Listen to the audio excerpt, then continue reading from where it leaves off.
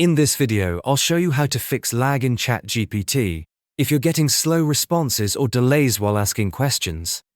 First, start by clicking on your profile icon in the top right corner of the ChatGPT screen. From the menu that opens, select Log Out, and then confirm by clicking Log Out again. Once you're logged out, click the Login button and sign back into your account.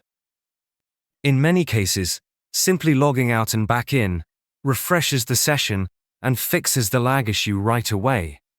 If ChatGPT is still slow after logging back in, the next thing to try is clearing your browser data.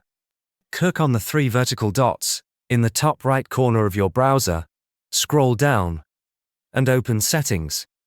From there, go to Privacy and Security, then click on Delete Browsing Data.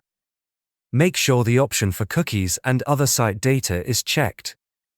Change the time range to all time, and then click Delete Data. Once that's done, return to ChatGPT and see if the lag is gone. If you're still experiencing slow responses, the next step is to check whether ChatGPT servers are having any issues.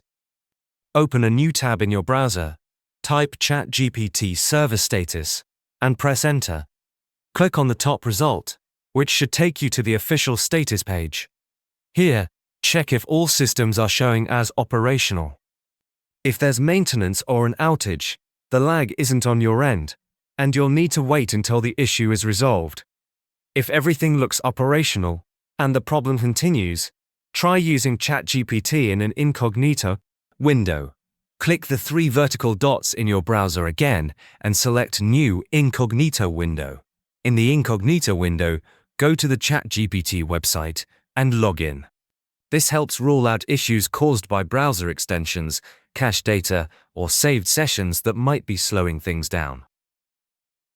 These are the most effective ways to fix lag and slow responses in ChatGPT, and one of them should help improve performance quickly.